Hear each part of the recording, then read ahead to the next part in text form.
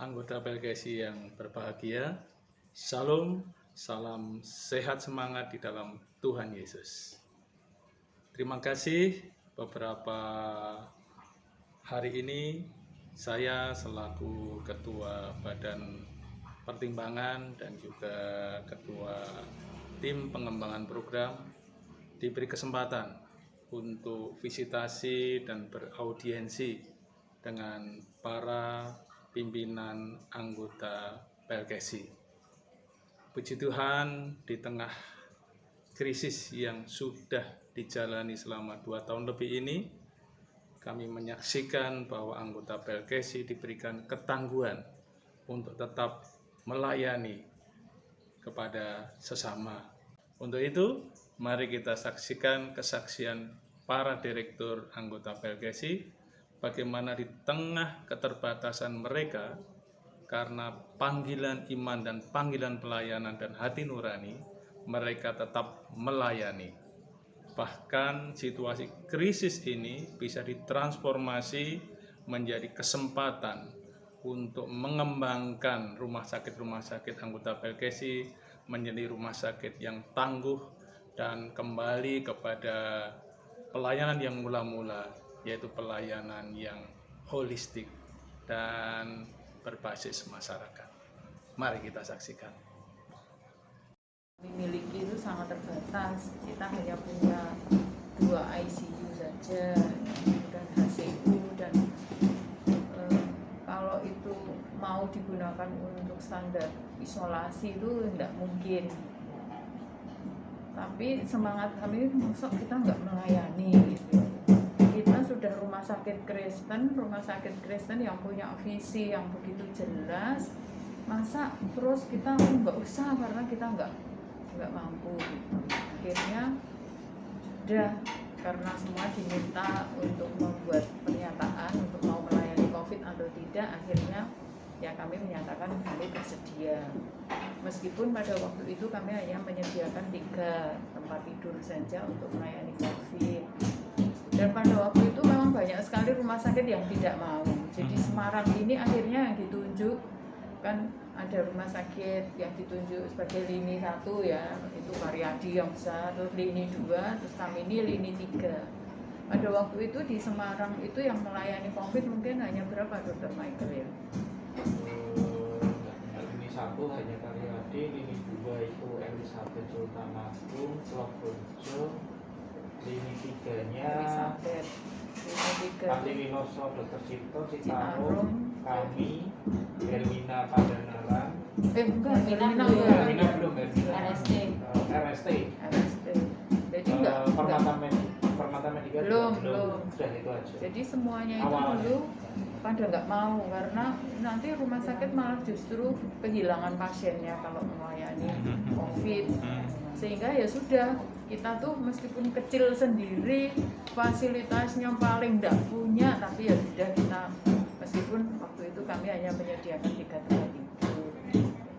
Nah, sudah terjadi kami harus merawat, dan ternyata jumlahnya kan pasiennya semakin banyak. Kemudian kami tahu itu kira-kira baru sekitar bulan apa, Dr. Linda, bahwa penggantiannya itu besar, itu baru sekitar bulan apa ya? Juli apa ya? Juli. Jadi kita sudah mulai melayani itu kan April, Mei, Juni, Juli. Jadi ya sudah melayani saja.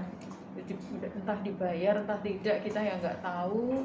Tapi yang jelas kan pasiennya itu langsung drastis turun gitu. Jadi waktu itu saya itu yang mikirnya pasiennya COVID tambah, pasien umumnya turun drastis, terus kan nggak ada uang ya.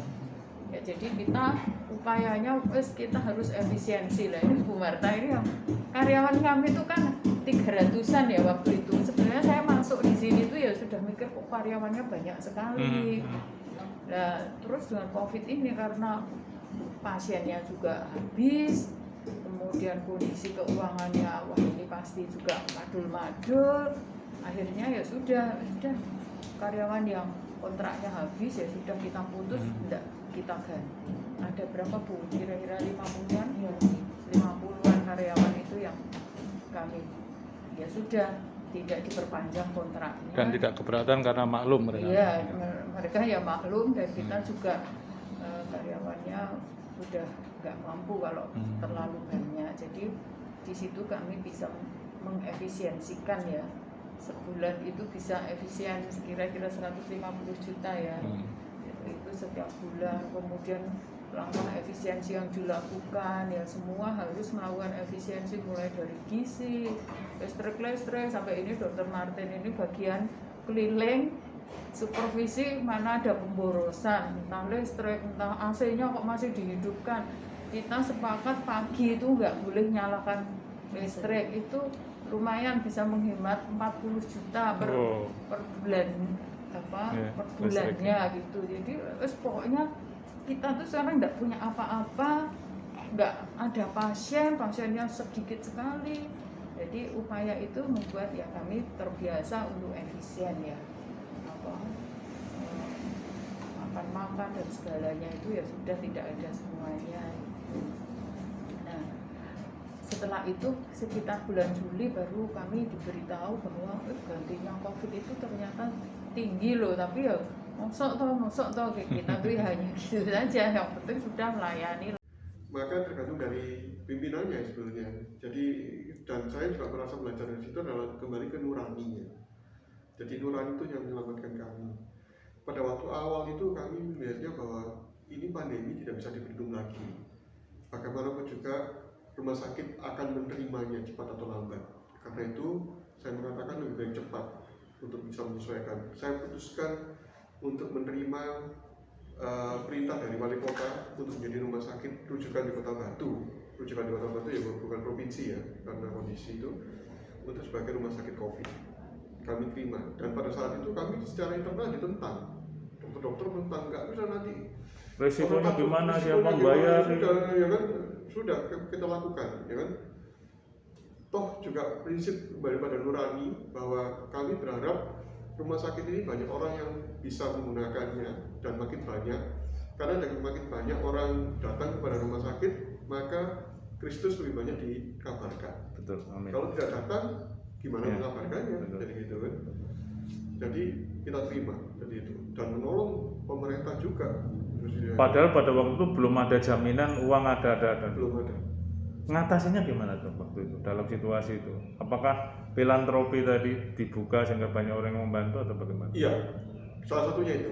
Jadi kami buka secara melalui medsos, buka itu, memang donasi terus mengalir. Jadi itu. Kami kerjasama juga dengan yayasan juga, apalagi Pak Victor pada waktu itu kan bagian memang sangat progresif ya. Itu kan Twitter itu dan donasi masuk itu juga membuka filantropi itu. Tetapi kami juga di dalam benar-benar harus kuat komandonya, konsolidasi, bentuk tim semuanya. Ada tim untuk tim klinis dan tim donasi kami buat sendiri. Itu. Dan bersyukur puji Tuhan selisih 11-12 antara yang masuk dan yang keluar.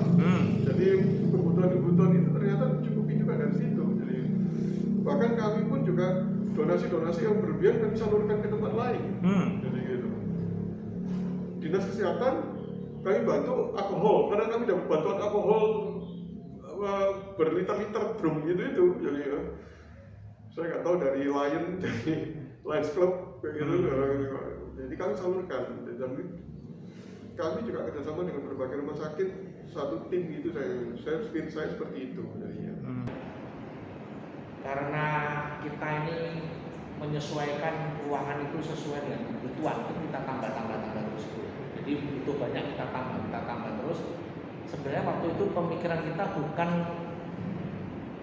mendapatkan uangnya, karena kita melayani mulai bulan Maret atau April. Kita itu baru dapat bayaran itu mungkin bulan November atau Desember. Jadi waktu itu uangnya bagaimana itu kita belum tahu. Tapi kita yang penting ini memang kita sedang masa pandemi, kebutuhan masyarakat ini adalah pelayanan kesehatan, dan kita sebagai rumah sakit rujukan kemudian kita berkomitmen kita membuat ruang isolasi yang standar, tapi kita buat sendiri, membuat rekayasa supaya dia bertekanan negatif. Nah, pada waktu itu kami juga mengumpulkan dana itu bisa sampai 500-an juta, 600 juta. Itu kemudian kita pakai untuk jadi satu gedung itu kalau bisa dibagi menjadi 4 blok hanya bisa untuk beli HEPA filter seperempat blok. Jadi ada seperempat blok itu yang kita belikan HEPA filter dari uang sumbangan. Nah itu kalau mau disebut sebagai sempat turun itu hanya bulan-bulan akhir itu September saja, kira-kira September itu paling rendah. Tapi kalau kita karena kemudian November Desember pasiennya banyak, kalau kita lihat secara umum kita setahun itu kita masih plus, masih bagus. Jadi sempat mengalami rendah bulan September itu, bahkan kemudian kita membuat program karena yang merupakan fixed cost itu adalah karyawan, kita melakukan efisiensi. Jadi setiap ruangan itu kita cari yang memang kinerjanya paling kurang. Nah itu nanti terus kita evaluasi. Biasanya kita minta untuk mengajukan pensiun dini atau kita relokasi. Jadi kita sampai mengadakan efisiensi seperti itu bulan September Oktober 2020. Jadi tadi ya dok ya, jadi yang membangun network itu sangat penting sekali. Lalu yang kedua juga itu ya, bagaimana melihat kejelian, melihat peluang-peluang dan menguatkan kapasitas di dalam untuk menerai peluang-peluang itu ya dok ya. Iya. Apakah itu alasan dokter untuk Panti Wiloso Citarum itu satu-satunya di Yakum yang menempatkan UPKM langsung di bawah direktur gitu? Iya. Salah satu alasannya gitu. Karena kan networknya dia cukup. Ya, kalau kami orang fundraising ya Pak ya. Kalau kami orang fundraising itu dimulai dari fundraising dulu. Iya. Nah, kalau fundraisingnya baru didapat karena ada networking. Nah, ini UPKM saya kira sangat itu. Apa itu menjadi pertimbangan, dokter? Iya. Ya. Saya percaya bahwa tadi networking itu sangat penting dalam dunia usaha. Dan di sini UPKM awalnya kan memang kami gabung UPKM, kemudian lama-lama kan pertama pisah, kemudian karena saya bapak tahu bahwa ada Pak di begitu ya, jadi kami terpaksa menggabungkan satu orang ini, tapi kami pisah lagi, semua di bawah saya. Kami berpikir bahwa marketing dan UPKM itu tidak bisa dipisahkan, karena semua berjalan untuk membuat brand rumah sakit ini tertempel dengan baik di ingatan masyarakat. Ya. Tapi memang dengan fokusnya berbeda. Masing-masing. Iya betul. Dengan cara masing-masing. Tetapi walaupun dengan cara UPKM, kalau ditanya ini anak dari mana? Ya Panti Wiloso Citarum. Betul. Dan itu menguatkan brandnya. Iya. Sudah menolong, berpartisipasi pada pemerintah, menguatkan brand, tambah banyak teman gitu ya. Iya. Nah ini yang akan kita juga salah satu best practice yang akan kita sharekan kepada teman-teman direktur di Yakum, bahwa ini bukan pos rugi, tapi ini sudah melayani sesuai dengan apa istilahnya, panggilan kita mula-mula, tapi juga dapat melayani. Teman-teman NU pun sangat membantu kami. Sangat gitu ya dok ya. Ya memang yang menarik juga saya catat itu kerjasama antar iman itu. Ya itu luar biasa. Dan itu akan membuat kita lebih inklusif. Semua orang merasa tidak bermasalah kalau datang ke rumah sakit ini. Walaupun tetap pakai label salib tapi orang merasa nyaman. Itu luar biasa. Terima kasih dok sharing best practice-nya. Sungguh luar biasa kesaksian teman-teman direktur rumah sakit anggota PLKSI. Kita dapat mengamini bahwa hanya dengan kesetiaan kepada panggilan pelayanan dan nurani pelayanan, kita dimampukan untuk tetap melayani dalam situasi apapun. Ketika kita menyambut panggilan pelayanan yang diberikan Tuhan, maka Tuhan tidak membiarkan kita berjalan sendiri. Tuhan menyediakan segala sesuatu yang kita perlukan untuk melayani melalui filantropi yang datang dari masyarakat. Kiranya pembelajaran ini menyemangati kita untuk tetap melayani di dalam kondisi apapun. Pada episode berikutnya teman-teman, kami akan sharekan kembali bagaimana teman-teman anggota PLKSI mampu mentransformasi krisis ini menjadi kesempatan untuk mengembangkan diri menjadi rumah sakit yang tangguh dan menjalankan misi pelayanan mula-mula yang holistik. Sampai ketemu di tayangan yang berikut.